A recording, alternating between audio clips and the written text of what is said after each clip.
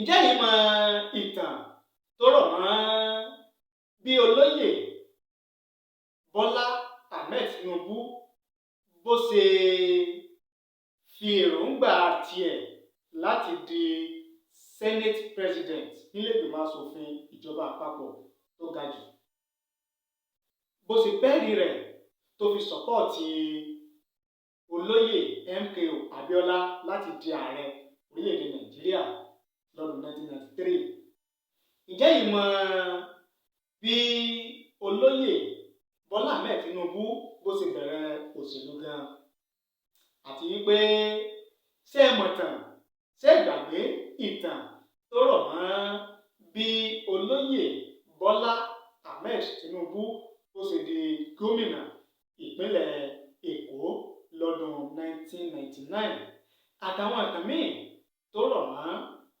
àwọn ìṣẹ̀lẹ̀ yìí, òun náà ni àfẹ́múwá. Ó yá o, ẹja lọ, ẹja wọnú ìtàn lọ.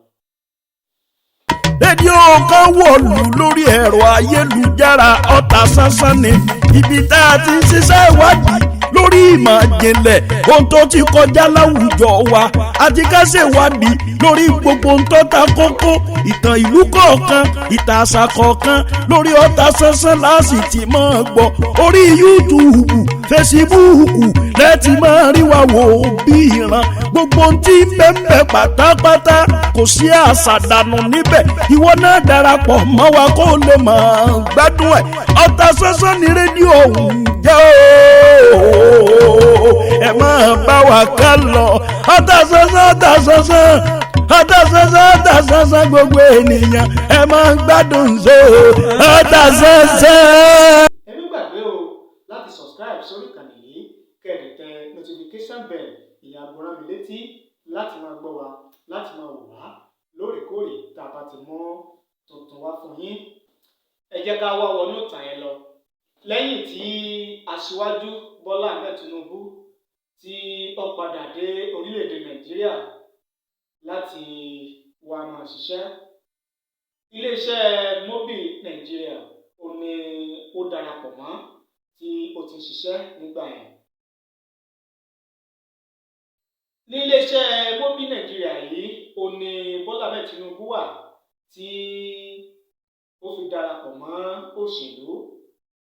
ọ̀kan nínú àwọn kọngílá níléeṣẹ́ mobi yẹn ó ní ó influence Bọ́lá Hammed Tinubu láti join òṣèlú. ọ̀kan nínú àwọn kọngílá yẹn ó ní Sàrùmí. olóyè Sàrùmí yẹn òun fẹ́ ṣe gómìnà nípínlẹ̀ Èkó nígbà yẹn, ó sì dá ẹgbẹ́ òṣèlú kan sílẹ̀ nígbà tí wọ́n ń pè ní Prime Rose yẹn ó ní olóyè Sàrùmí lò tí ń fẹ́ ṣe gómìnà nípínlẹ̀ Èkó nígbà yẹn. olóyè aṣíwájú Bọ́lá Hammed Tinubu ó ṣe àtìlẹ́yìn fún ọkùnrin Sàrùmí yìí, olóyè Sàrùmí yìí dáadáa, ṣùgbọ́n rírò ní tènìyàn ṣíṣe ní ti ọba Elédùmarè. kò ṣeé ṣe fún olóyè Sàrùmí láti di gómìnà nígbà yẹn. olóyè Bọ́lá Hammed Tinubu kò jáwọ́, ó ti mọ́lá díẹ̀díẹ̀, ìyẹn òṣèlú ti mọ́lá díẹ̀díẹ̀. ó bá tún ṣe àtìlẹ́yìn fún ẹlòmíì tí òun náà tó fẹ́ di gómìnà nípínlẹ̀ Èkó nígbà yẹn, ìyẹn Yomi Edo. Yomi Edo náà gbìyànjú tiẹ̀ pé òun náà fẹ́ di gómìnà nípínlẹ̀ Èkó.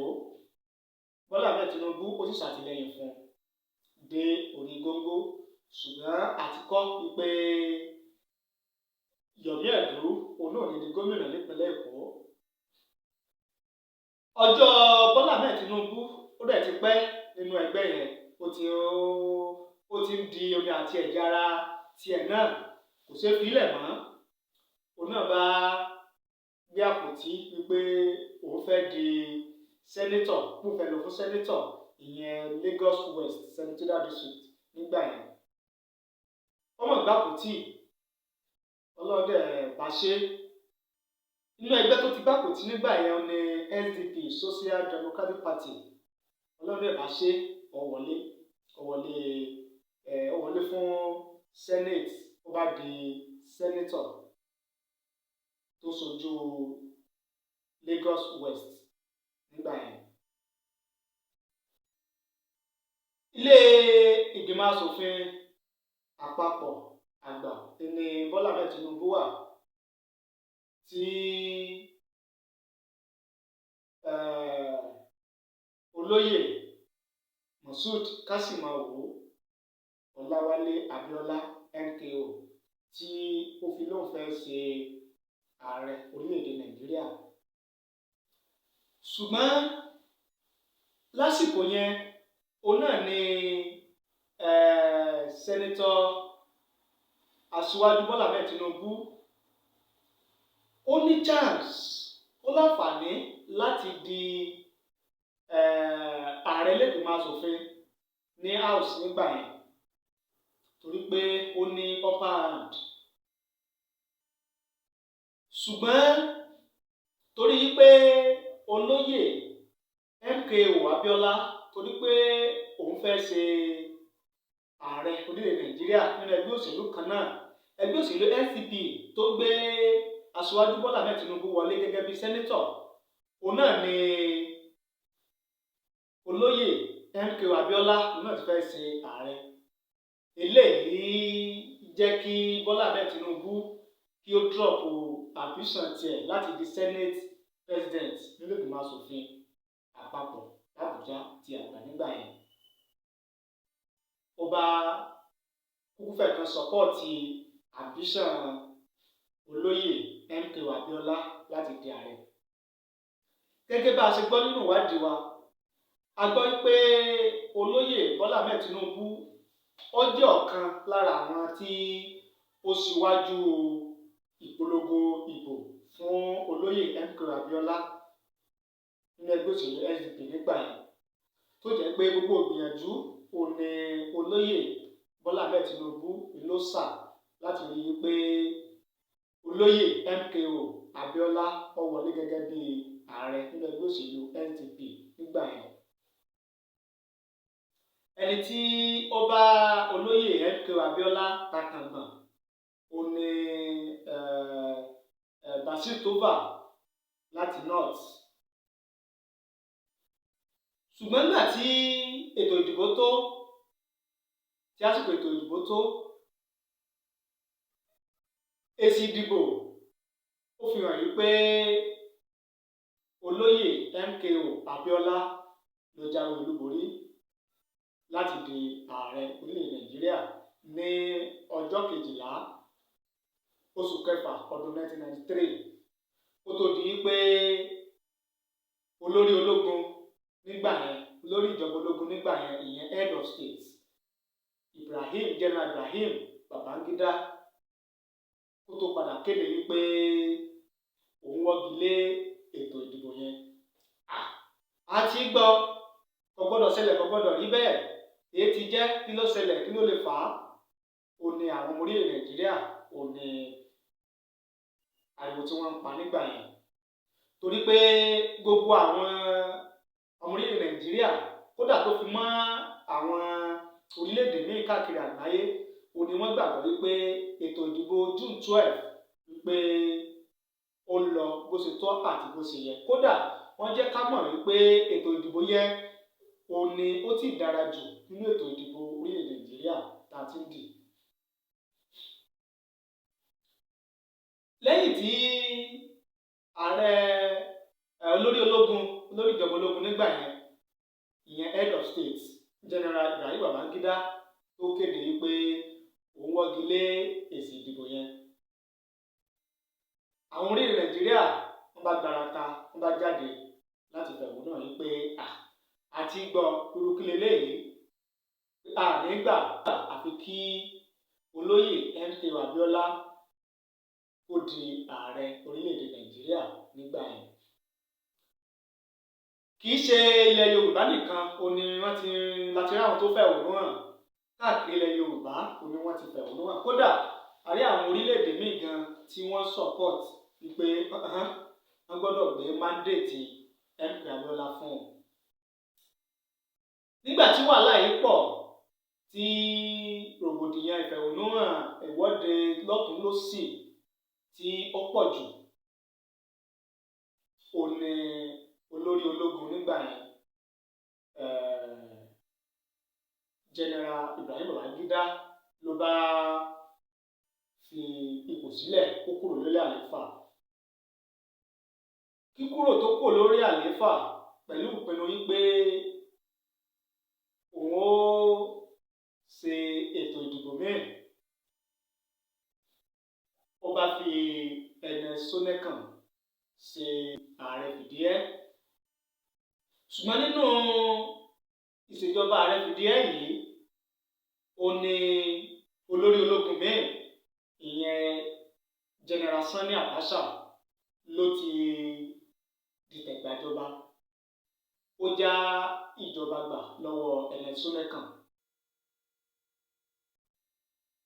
Ìwà tí General Sani Abacha yìí wù yìí òun ló bí ọ̀pọ̀lọpọ̀ ọmọ orílẹ̀ Nàìjíríà nínú nígbà yẹn, kódà nílẹ̀ Yorùbá, wípé ìyànjẹ leléyìí, irú kí leléyìí àti ìpele yìí, kò yẹ kó rí bẹ́ẹ̀, kò yẹ kó ṣẹlẹ̀. Lára àwọn tí wọ́n ṣíwájú fún ìfẹ̀hónúhàn àti ìwọ́de láti gbógun ti ìjọba General Sani Abacha ó ní aṣíwájú Bola Hammed Tinubu wà, wípé láyé kò ní ríjọba ṣe. Nígbà tí wàhálà yìí pọ̀ tí wọn ò fi General Sani Abacha lọ́rùn sílẹ̀, ló bá pàṣẹ pé kí wọ́n máa wá Bola Hammed Tinubu àti àwọn míì tí wọ́n jọ léwájú ṣọ́ọ̀bù yẹn, pé kí wọ́n lọ wá wọn wá, kí wọ́n lọ gbé wọn ní pàpá mára. Lóòótọ́ àti lódodo wọ́n rí Bola Hammed Tinubu, wọ́n rí mú, wọ́n sì gbé sí àtìmọ́lé. Ó lọ àtìmọ́lé lóòótọ́, ṣùgbọ́n kò pẹ́ púpọ̀ tí wọ́n fi padà rìlíìsì ẹ̀ ní àtìmọ́lé. Nígbà tí wàhálà yìí pọ̀ tó kò ní àtìmọ́lé tán, ó bá fi orílẹ̀-èdè Nàìjíríà sílẹ̀, ó lọ farasinko ní òkè òkun. Òkè òkun yìí ni Bola Hammed Tinubu wà tí gbogbo ṣọ́ọ̀bù yẹn tó fi ń lọ. Ṣùgbọ́n bó ṣe wà ní òkè òkun yẹn kò filé sílẹ̀. Gbogbo bí nǹkan ṣe ń lọ nílé ní Nàìjíríà ó ní ó ń tẹ̀lé, ló ń fọ́lò. Láwọn àsìkò yẹn ó ní ìdásílẹ̀ ẹgbẹ́ òṣèlú NADECO ló wáyé láti rí wípé ìjọba padà sí ọwọ́ alágbádá. Gẹ́gẹ́ bí ìwádìí tá a ṣe àti bí àbọ̀ ìwádìí ó ṣe fi yé wa,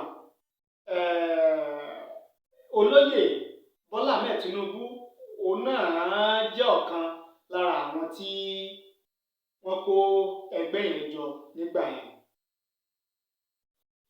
Nígbà tó wá yá, gẹ́gẹ́ bá a ṣe mọ̀ wípé ikú lòpin ẹ̀dá, gbogbo mo lè gòkè, mo lè sọ, èmi mo tó bẹ́ẹ̀, èmi láláṣẹ, tí bá wí labẹ́ gé, mo fẹ́ ṣe gbá, mo fẹ́ dàwó, ikú náà ni òpin ẹ̀dá. Nínú ṣọ́ọ̀bù yẹn òun náà ni olóyè M.K.O Abiola ló ti jọ́lọ̀ nípè nínú àtìmọ́lé tí wọ́n fi sí. Ó kàn jẹ́ wípé ìtàn míì, odidi ìtàn míì ó ní ìtàn tó rọ̀ mọ́, ó ní ìṣẹ̀lẹ̀ tó rọ̀ mọ́ ìbò June 12, 1993 àti olóyè M.K.O Abiola, ṣùgbọ́n kì í ṣe bẹ́ẹ̀ la lọ. Nígbà tí olóyè M.K.O Abiola tó jọ́lọ̀ nípè nínú túbú tí wọ́n fi sí, lẹ́yìn àsìkò díẹ̀ òun náà ni olórí ológun, olórí ìjọba ológun General Sani Abacha òun náà jẹ́ ọlọ́run nípè. Lẹ́yìn èyí ó ní olóyè Bola Hammed Tinubu lọ padà wá sí orílẹ̀-èdè Nàìjíríà ní ọdún 1998.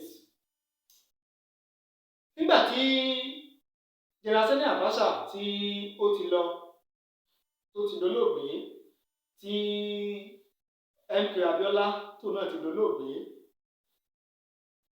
wọ́n bá yan Abdulsalam Abubakar láti ṣe ètò ìjọba bí ìjọba ó sì padà sọ́wọ́ alágbádá, bí ètò láti bọ́ sí ìjọba alágbádá míì bó sì bẹ̀rẹ̀ rèé. Ó ní olóyè Bola Hammed Tinubu lòun náà bá gbàpótí láti di gómìnà nínú ẹgbẹ́ òṣèlú AD, ìyẹn Alliance for Democracy. Ẹgbẹ́ òṣèlú méjì nígbà yẹn nípínlẹ̀ Èkó lórinlẹ̀, ẹgbẹ́ òṣèlú AD àti ẹgbẹ́ òṣèlú PDP. Ṣùgbọ́n Ọlọ́run kádàrá wípé Bola Hammed Tinubu ni ó jáwé olúborí nínú ètò ìdìbò gbogbogbò tó wáyé ní ọdún 1999 nígbà yẹn, bí olóyè Bola Hammed Tinubu bó ṣe di gómìnà ìpínlẹ̀ Èkó nìyẹn lọ́dún 1999.